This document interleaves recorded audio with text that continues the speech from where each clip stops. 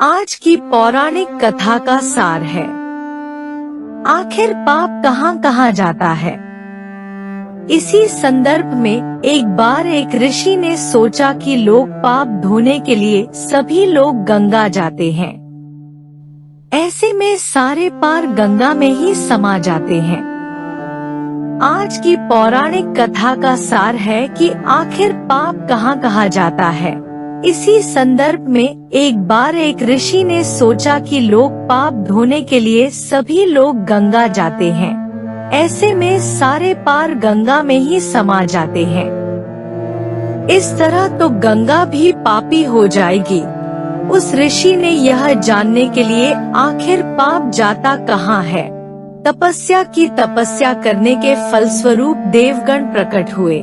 तब ऋषि ने उनसे पूछा कि गंगा में जो पापा धोया जाता है वह कहाँ जाता है। तब भगवान ने कहा कि चलो गंगा जी से ही पूछते हैं।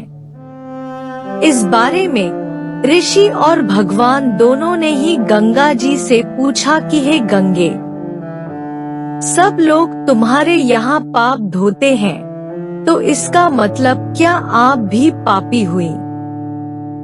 तब गंगा ने कहा कि मैं कैसे पापी हो गई, मैं तो सभी पाप लेकर समुद्र को अर्पित कर देती हूँ। इसके बाद ऋषि और भगवान समुद्र के पास गए और उनसे पूछा कि हे सागर, गंगा सभी पाप आपको अर्पित कर देती है, तो क्या आप पापी हो गए। तब समुद्र ने कहा कि वो कैसे पापी हुआ, वो सभी पाप को भाप बनाकर बादल बना देता है।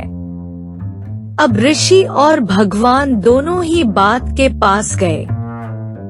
उनसे पूछा कि हे बादल, समुद्र पापों को भाप बनाकर बादल बना देते हैं, तो क्या आप पापी हुए।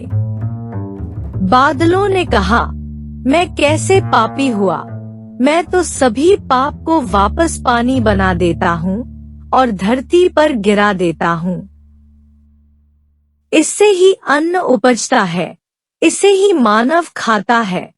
उस अन्न में जो अन्न जिस मानसिक स्थिति से उगाया जाता है और जिस वृत्ति से प्राप्त किया जाता है और जिस मानसिक अवस्था में खाया जाता है, उसी के आधार पर मानव की मानसिकता बनती है।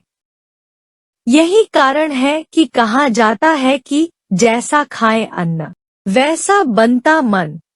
जिस वृत्ति से अन्न प्राप्त किया जाता है और जिस मानसिक अवस्था में खाया जाता है, वैसा ही विचार मानव का बन जाता है।